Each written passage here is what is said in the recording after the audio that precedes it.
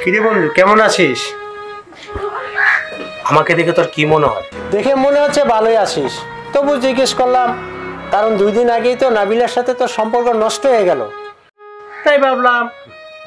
কি ভেবেছিস নাবিলার সঙ্গে খাওয়া দাওয়া ছেড়ে আমি রাস্তা রাস্তায় ঘুরবো? না বন্ধু, সেরকম পুরুষ আমি না। বাবা মা অনেক কষ্ট করে আমাকে বড় করেছেন, লেখাপড়া শিখিয়েছেন। সুন্দর জীবনটা 2 মাসে ভালোবাসা মানুষের জন্য নষ্ট করে দেব? না না, আমি সেরকম বোকা না যে মেয়ে সামান্য একটা ব্যাপার নিয়ে এত কিছু করতে পারে, তার জন্য আমি কেন কষ্ট পাবো? রবি, তোর কথা শুনে আমি খুব খুশি হলাম। বন্ধু হিসাবে আজ তোকে নিয়ে আমার খুব গর্ব হচ্ছে, কারণ সামান্য ব্যাপার নিয়ে তুই ভেঙে পড়িসনি। সাব্বাস বন্ধু, সাব্বাস। যে মেয়ে সামান্য একটা ব্যাপার নিয়ে এত কিছু করতে পারে, তার সাথে বিয়ে হলে আমি সংসার করতাম কিভাবে? ভালো হয়েছে আমার জীবন থেকে চলে গিয়েছে। যে সম্পর্কের মাঝে সম্মান থাকে না, সে সম্পর্ক বেশি দিন টিকে থাকে না। ঠিকই বলেছিস বন্ধু, এজন্যই এখন সম্পর্ক গড়তেও সময় লাগে না, আবার ভাঙতেও সময় লাগে না।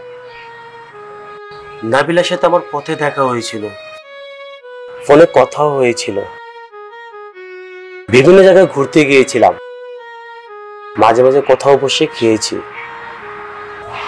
অনেক সময় রাত জেগে কথা হয়েছে। এই 2 বছরের ছোট্ট স্মৃতি, তার জন্য আমি কষ্ট পাবো না। কারণ আমার কষ্ট দেখে আমার বাবা মাও কষ্ট পাবে, ভাই বোন তারাও কষ্ট পাবে, আর প্রতিবেশীরা মুখ টিপে হাসবে, আত্মীয় স্বজন আমাকে নিয়ে সমালোচনা করবে। না না, আমি সেটা হতে দেব না। ঠিকই বলেছিস তুই, আপনজনের কাছে একবার ছোট হয়ে গেলে আর কখনোই মাথা উঁচু করে কথা বলা যায় না। আচ্ছা বাদ দে, আমি সব ভুলে গিয়েছি, তুইও ভুলে যা। চল একটু মার্কেটে যাই, আজ আমার ছোট বোনের জন্মদিন, অজন্য কিছু কিনবো। বাইরের মানুষের মুখে হাসি ফোটানো কঠিন হলেও ঘরের মানুষের হাসি ফোটানো খুব সহজ। পরকে অনেক ভালোবাসলেও ছোট্ট একটা সামান্য ব্যাপার নিয়ে চলে যায়, আর আপনজন অনেক রাগ আর ঘৃণার মাঝেও ভালোবাসাটুকু টিকিয়ে রাখে। চল যাই, চল চল।